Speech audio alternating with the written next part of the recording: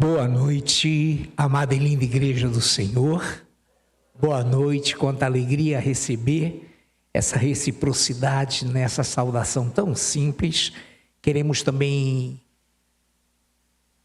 aclamar e citar os que nos visitam nesta noite. É uma honra tê-los aqui conosco, a todos quantos estão nos dando a honra de nos visitar, e também o internauta que interage conosco. É uma alegria tê-los também conosco neste culto dominical. Muito bem, nesta noite a temática está posta e é Testemunhas de Cristo e do Arrebatamento.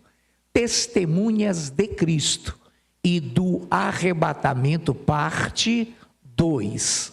Então iremos trabalhar nessa noite essa temática linda, já ministrada em sua primeira parte, alguns tempos atrás, e hoje a sua segunda parte, Testemunhas de Cristo e do Arrebatamento. Muito bem, amados do Senhor, nessa noite nós vamos introduzir e já estaremos levando a efeito essa palavra gloriosa do Senhor para as nossas vidas. Eu peço que aqueles que estarão acompanhando, o internauta também, possam localizar da forma que melhor lhes aprouver, aplicativo, enfim, Bíblia escrita, e vamos lá. Mateus, capítulo 17. Mateus, capítulo 17. Versículos de 1 a meia dúzia. Vamos ler com a maior atenção. 6 dias depois, tomou Jesus consigo a Pedro e a seus irmãos Tiago e João e os levou, em particular, a um alto monte. E foi transfigurado diante deles. O seu rosto resplandecia como o sol, e as suas vestes tornaram-se brancas como a luz. E eis que lhe apareceram Moisés e Elias, falando com ele. Então disse Pedro a Jesus: Senhor, bom é estarmos aqui. Se queres, farei aqui 3 tendas. Uma será tua, outra para Moisés e outra para Elias. E falava ele ainda quando uma nuvem luminosa os envolveu, e eis vindo da nuvem uma voz que dizia: Este é o meu filho amado, em quem me comprazo, a ele ouvi. Ouvindo-a, os discípulos caíram de bruços, tomados de grande medo. Te bendizemos, Deus eterno, maravilhoso, que nos diriges nesta noite. Tu que és o nosso referencial maior, a nossa primazia, e que aqui estás, Pai, em espírito e em verdade, nos dirigindo. Já liberada que foi a oração dos 5 minutos, já feita a linda e maravilhosa ministração, os lindos e maravilhosos louvores, e agora também que Tu nos possas capacitar como tens feito, para que possamos ministrar a Tua palavra como ela é, e que possamos despender da Tua misericórdia, do Teu amor, para que Tu fales, através do Teu Espírito, pela Tua palavra, profundamente aos corações nesta noite. É o que Te pedimos em nome de Jesus. Amém. Muito bem, queridos, todos nós somos afeitos, todos nós somos íntimos dessa palavra gloriosa que se encontra no Evangelho de Mateus, capítulo 17, versículos de 1 a 6, também no Evangelho de Marcos, 9, de 2 a 8, no Evangelho de Lucas, 9, de 28 a 36. Mas nós elencamos nessa noite Lucas 17, de 1 a meia dúzia. O que nos impressiona é colocado: o Senhor esteve com eles, falando de sua morte e ressurreição. O Senhor falou sobre eles da cruz que deviam tomar e negar-se a si mesmos para que posteriormente o seguissem. E aqui no versículo 1 do capítulo 17, fala assim: 6 dias depois desses eventos que eu já mencionei antes, 6 dias depois, tomou Jesus consigo a Pedro e aos irmãos Tiago e João e os levou em particular a um alto monte. E foi transfigurado diante deles, seu rosto resplandecia como o sol e as suas vestes tornaram-se brancas como a luz. Muito bem, então a priori e a princípio nós entendemos algo. Jesus, especificamente, você pode analisar em Lucas, Marcos, e também já citei Lucas, Marcos e Mateus. Eu li Mateus, Mateus 17, falei Lucas, né, Mateus, mas a princípio coloquei. Ele especificou e não deu muita ênfase ao monte. Imaginemos que se tivesse um monte específico, ou um monte sobre o qual Jesus foi com os discípulos e ali transfigurou-se, a versão que se teria é de que também deveriam ir àquele monte, fazendo daquele monte um local de adoração, um local de admiração, um local de pousada. Porém, Jesus não quis realçar, mas especificou, e a Bíblia especifica um monte. Muito bem.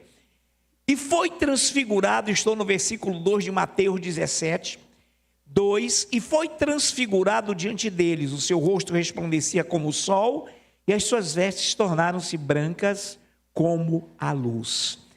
Quais eram os discípulos que estavam com ele? Pedro, Tiago e João. Quem escreveu o livro do Apocalipse, o livro da Revelação? João. Ele estava no monte com Jesus? Sim. Então repare que o Apocalipse, a revelação, foi dada quando João, após martirizado, após escalpelado, ele foi exilado para a ilha de Pátimos, sem ter sequer cometido absolutamente nenhum crime. E ali o algoz romano resolveu exilá-lo pelo fato de que ele não negou ter visto Jesus ressuscitado, ter visto Jesus ressurreto. E na hora que foi inquirido naquele juízo falso, naquele juízo completamente arbitrário, que de juízo não tinha nada, disseram: olha, se tu negares que viste a Jesus, tu salvarás a tua vida. Já tinha sido mergulhado em óleo quente. Mas se tu negares, nós te tiraremos daí. Porém, se tu não negares, serás exilado para a ilha de Pátimos, uma espécie de Alcatraz à época. Então nós estamos cientes que o João disse algo glorioso para aquele juiz, para aquele inquiridor, para aquela inquisição terrível: não posso negar o que os meus olhos viram em minhas mãos, apalparam. E foi então exilado para Pátimos. E ali naquela ilha solitária, ele ali com algemas nos pés, nas mãos, e só era liberado pelos algozes ali, verdugos, quando era para produzir algo, com 90 anos. E ele de repente desmaia e é em espírito elevado ao Senhor, e ali o Senhor lhe deu o Apocalipse. E é majestoso, eu quero repetir, eu quero frisar, Mateus 17, 2. E foi transfigurado, Mateus 17, 2, diante deles, seu rosto resplandecia como o sol, e as suas vestes tornaram-se brancas como a luz. Em Apocalipse 1, 16, João escreveu no Espírito Santo, já tendo a visão lá em espírito do que tinha ali acontecido. Tinha na mão direita 7 estrelas, e de sua boca saía-lhe uma espada de 2 gumes. O seu rosto brilhava como o sol na sua força. O que diz Mateus 17, 2? E foi transfigurado diante deles, seu rosto resplandecia como o sol, e as suas vestes tornaram-se brancas como a luz. Então ele foi transfigurado e o seu rosto brilhava como o sol. No livro de Apocalipse, na Revelação, João também, ao ter a visão, diz: o seu rosto brilhava como o sol na sua força.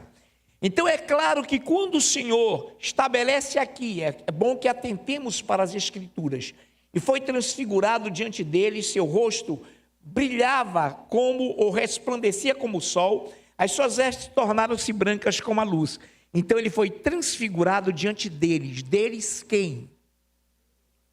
Pedro, João e Tiago. E quem estava no monte ao lado de Jesus? Moisés e Elias. Moisés representando a lei mosaica, o Torá, o Pentateuco, os 5 livros velho-testamentários, e Elias representando os profetas, porque ele fora e foi designado o príncipe dos profetas, o principal dos profetas, o profeta messiânico. Então repare também, além de Isaías, também Elias. Então estavam ali, e foi ele, o Senhor transfigurado, e vocês falaram bem, para os discípulos, e o seu rosto resplandecia como o sol na sua força.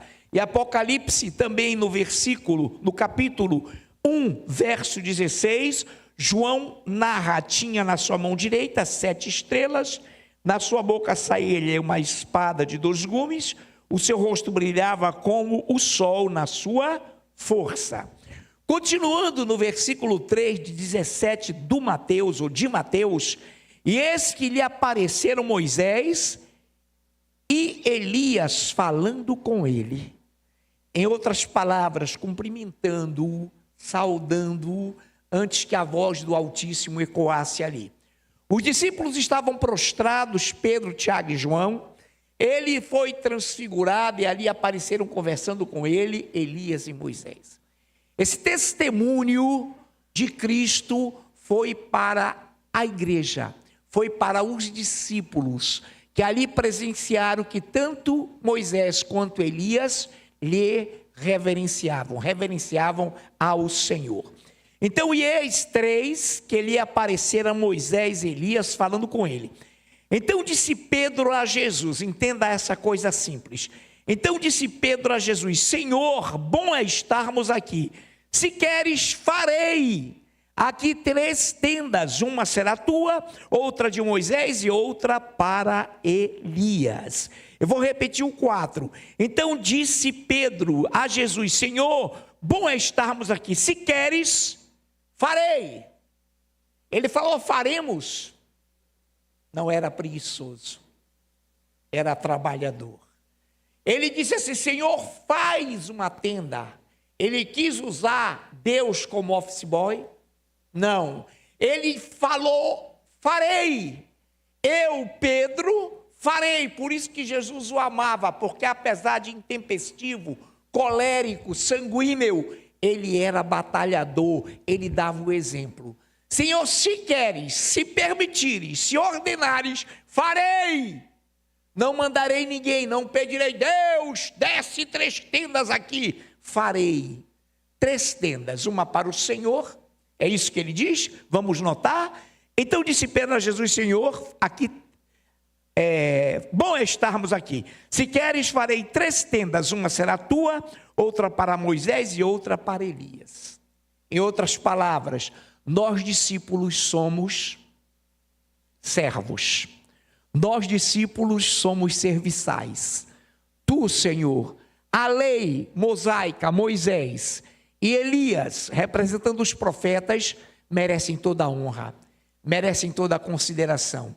Eu não estou pedindo que tu faças, eu não quero que desça do céu 3 tendas, eu farei. Reparem que ele não disse: eu quero uma para mim, farei uma para Pedro, a mim, João e Tiago. Não, ele falou: para vocês que estão aí, lateralmente perfilados em glória, eu farei tendas. Mas é bom que nós como igreja, que nós como discípulos, estejamos aqui te glorificando. Tu que estás recebendo o aval da lei, o aval de Moisés e o aval das profecias ou dos profetas. Que coisa tremenda. Eu quero repetir o 4. Então disse Pedro a Jesus: Senhor, bom é estarmos aqui, se queres farei aqui 3 tendas, uma será tua, outra para Moisés e outra para Elias. Falava ele ainda, Pedro ainda falava, ele falava muito, não é? Ele falava muito.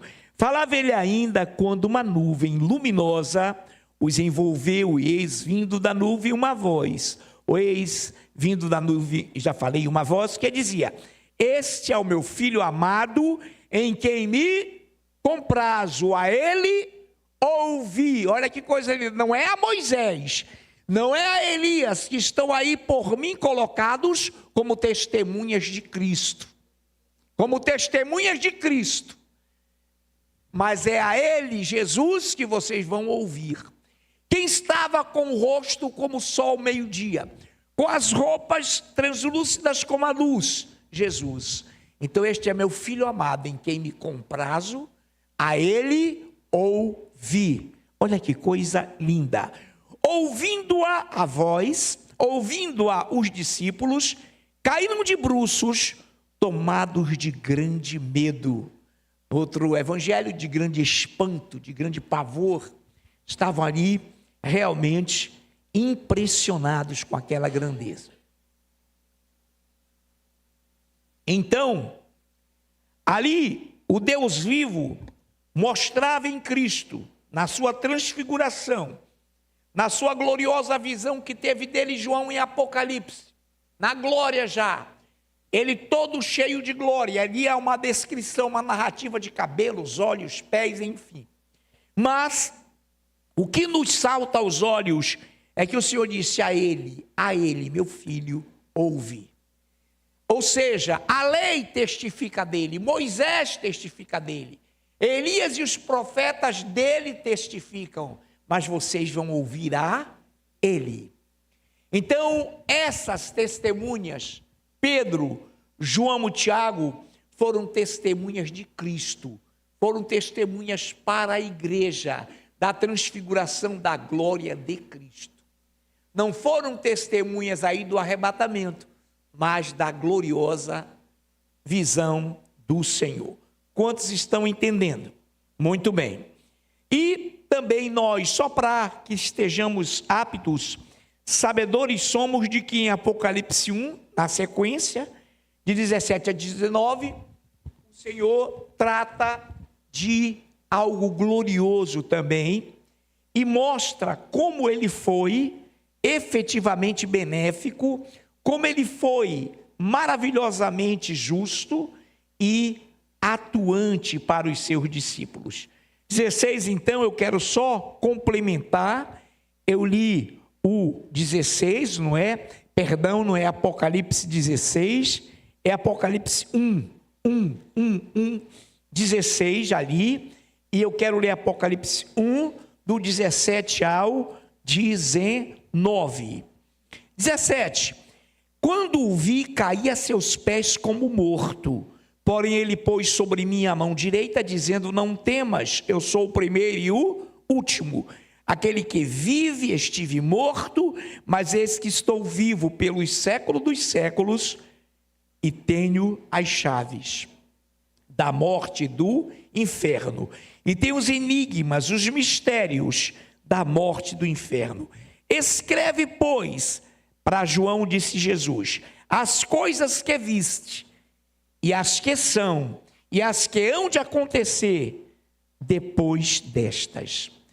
O que nos salta aos olhos é que Deus preparou, organizou, maquinou, articulou, arquitetou toda a sua glória, todo o seu plano nas Escrituras. Foi um Deus organizado. Hoje, com muita cautela, nós colocamos um enfoque, e você deve entender quando a Bíblia diz que os filhos das trevas aparentemente são mais hábeis do que os filhos da luz, porque se ouvem ou se colocam ardilosamente, fazem as suas maquinações. E os filhos da luz, que deveriam ser como o seu pai, o pai das luzes, aquele que organiza, que tem a base bíblica de como nos devemos organizar, deveriam ser super organizados, deveriam arquitetar, maquinar e organizar o bem. O ímpio não arquiteta o mal, o ímpio não engendra o mal. Os filhos de Deus devem maquinar o bem. Devem maquinar o bem, irmãos. Nós devemos fazer planos, projetos fundamentados na palavra. Glórias ao Senhor. Nesse momento, eu quero agora ir, estivemos aqui agora, trabalhando as testemunhas de Cristo. E agora vamos a do arrebatamento, que é com ele também, mas que são especificamente aquelas que não passaram pela morte. Hoje é uma palavra breve, é uma palavra que apenas fecha aquela primeira parte. E nós vamos então a Hebreus. Vamos a Gênesis 5:24. Enquanto eu leio Gênesis 5:24, a minha ungida, amada, linda esposa, pastora Nailfe Jorge, lerá Hebreus 11:5, e depois dela o nosso amado ministro Anderson Vecchioni nos lerá Judas, que é uma epístola, uma carta, só de versículos, e ele lerá o versículo 14 de Judas. Então eu passo a ler Gênesis 5:24. Depois, minha amada, linda e ungida pastora Nailfe, Hebreus 11:5, e vocês acompanham. E Judas 14, Anderson Vecchioni. Leio Gênesis 5:24. Andou Enoque com Deus e já não era, porque Deus o tomou para si. Repito, 5:24 do Gênesis. Andou Enoque com Deus e já não era, porque Deus o tomou para si. Enoque já não era contado entre os homens, porque Deus o levou, o arrancou, o subtraiu, o arrebatou para si. Pastora Nailfe, Hebreus 11:5. Pela fé, Enoque foi trasladado para não ver a morte. Não foi achado, porque Deus o trasladara, pois antes da sua trasladação, obteve testemunho de haver agradado a Deus. Antes do Anderson, eu quero repetir a leitura da pastora, propositadamente. 11:5 de Hebreus. Pela fé, Enoque foi trasladado para não ver a morte. Enoque viu a morte? Enoque morreu? Não. Então, pela fé, Enoque foi trasladado para não ver a morte. Não foi achado, porque Deus o trasladara, pois antes de sua trasladação, obteve testemunho de haver agradado a Deus. Então Enoque não morreu, Enoque foi à glória. Judas, carta, Anderson, verso 14. Quanto a estes, foi que também profetizou Enoque, o sétimo depois de Adão, dizendo: Eis que veio o Senhor entre suas santas miríades. Amém. Então olha que coisa linda, Judas 14. Quanto a estes, Judas estava se referindo a falsos ensinadores, a ensinadores trevosos, que não se apegavam à palavra, a desobedientes, a enfatuados que não respeitavam a palavra de Deus. E ele diz, Judas, quanto a estes, foi que também profetizou Enoque, o sétimo depois de Adão, dizendo: eis que veio o Senhor entre as suas miríades. Eu vou repetir: eis que veio o Senhor entre as suas miríades. Miríades são multidões de anjos, são milhares e milhares e milhares de seres celestiais. Então Enoque morreu? Não. Foi trasladado, foi arrebatado, foi levado. O que ele viu antes de ser trasladado, o que ele testemunhou, veio o Senhor entre as suas santas miríades e o levou. E o levou. Amém, igreja? Então repare que Enoque não passou pela morte. Ele está agora na glória e ele é um espectador do que está acontecendo na terra e com a igreja do Senhor.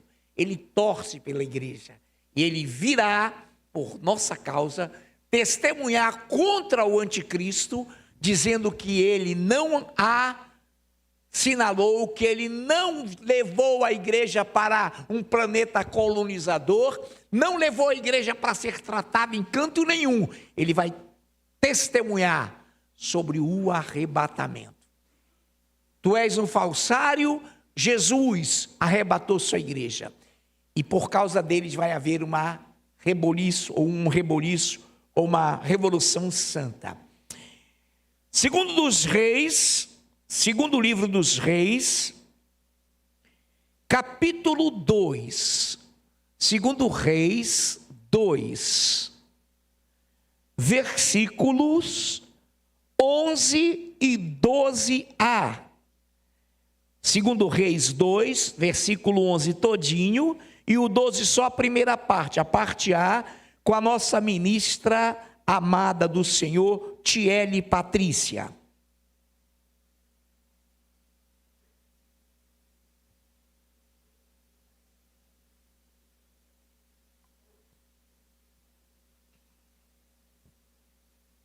Indo eles, andando e falando, eis que um carro de fogo com cavalos de fogo os separou um do outro, e Elias subiu ao céu num redemoinho.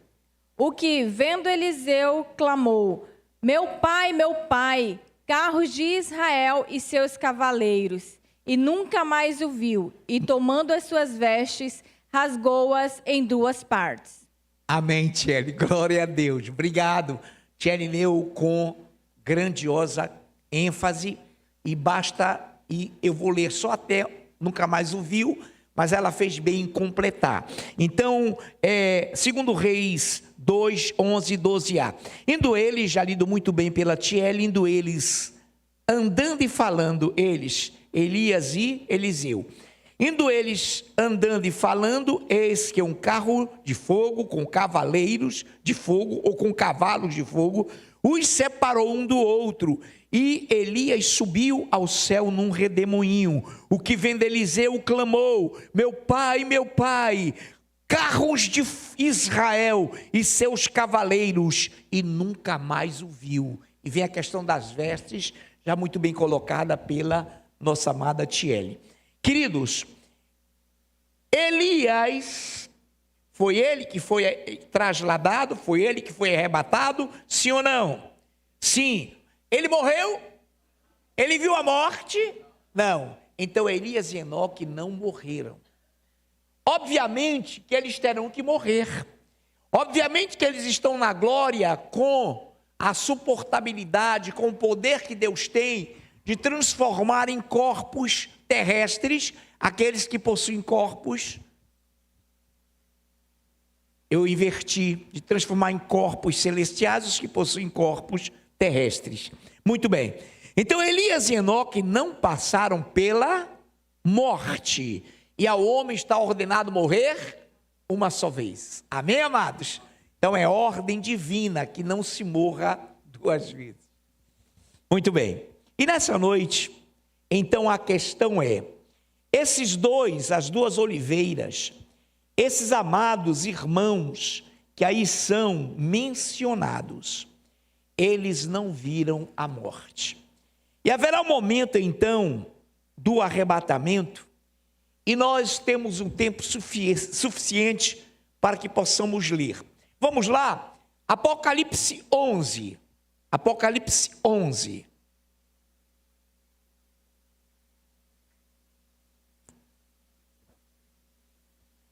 De 3 ao 12. Apocalipse 11, de 3 ao 12. Darei as minhas duas testemunhas que profetizem por 1260 dias, vestidas de pano de saco. Pare aí, meta o dedo, o dedinho, o dedão, a mente, se for aplicativo, enfim. Queridos, 1260 dias são 3 anos e meio. A parte última, a última parte da grande tribulação, que serão de 7 anos. 7 anos, 3 anos e meio últimos, eles farão isso. Darei as minhas testemunhas, estou repetindo o 3, que profetizem por 1260 dias, vestidas de pano de saco. São estas as duas oliveiras e os 2 candeeiros que se acham em pé diante do Senhor da terra. Se alguém pretende causar-lhes dano, sai fogo da sua boca e devora os inimigos. Sim, se alguém pretender causar-lhes dano, certamente deve morrer. Elas têm autoridade para fechar o céu, para que não chova durante os dias em que profetizarem. Têm autoridade também sobre as águas, para convertê-las em sangue, bem como para ferir a terra com toda sorte de flagelos, tantas vezes quantas quiserem. 7. Quando tiverem então concluído o testemunho que devem dar, a besta que surge do abismo pelejará contra elas e as vencerá e matará. Vamos para o 7 de novo? Coloque o dedo aí. Quando tiverem então concluído o testemunho que devem dar. Testemunho do quê? Do arrebatamento. Porque no arrebatamento haverá a versão do anticristo de que aquele povo que sumiu foi para o planeta colonizador para ser tratado, por serem tão burros, tão religiosos, que foram ser tratados para voltarem, para poderem receber a marca da besta. Então os judeus estarão lá, afoitos, atônitos. 7. Quando tiverem então concluído o testemunho que devem dar sobre o arrebatamento, a besta que surge do abismo, isso é o anticristo, pelejará contra elas e as vencerá e matará. Morrerão aí as duas testemunhas. Morreram aqui por quê? Porque nunca passaram pela morte, terão que morrer. Seria um absurdo ser Moisés, porque ele morreu. Não se achou o seu corpo, mas a Bíblia falou, e fala, Moisés morreu. E ele jamais morreria uma segunda vez, porque contrariaria as Escrituras. Então eu quero repetir o 7. Quando tiverem, então, concluído o testemunho que devem dar, a besta que surge do abismo pelejará contra elas, e vencerá e as matará. E o seu cadáver, aí o pronome possessivo, seu, refere-se aos dois, por isso singular. E o seu cadáver, das duas testemunhas, e o seu cadáver ficará estirado na praça da grande cidade, que espiritualmente se chama Sodoma e Gomorra, onde também o seu Senhor foi crucificado, portanto Jerusalém. Seu cadáver ficará lá. Vou continuar a ler, mas atenção, olhem para cá. O mundo todo, por tratar-se dos que disseram que o anticristo era mentiroso, dos que testemunharam de que houve o arrebatamento, quando forem mortos, esses que estarão como nações e que receberam e já fizeram pacto com a marca, não ser judeus que vão retardar essa vinculação, eles farão festas. Pela característica folclórica, cultural do Brasil, que tipo de festa haverá aqui? Carnaval. Não sei nem qual é a letra, mas vai ter carnaval, para festejar a morte das testemunhas. Olha que coisa linda. Eu vou repetir o 8, o seu cadáver ficará estirado na praça da grande cidade, que espiritualmente se chama Sodoma e Gomorra, onde também o seu Salvador, ou o seu Senhor, foi crucificado, Jerusalém, portanto.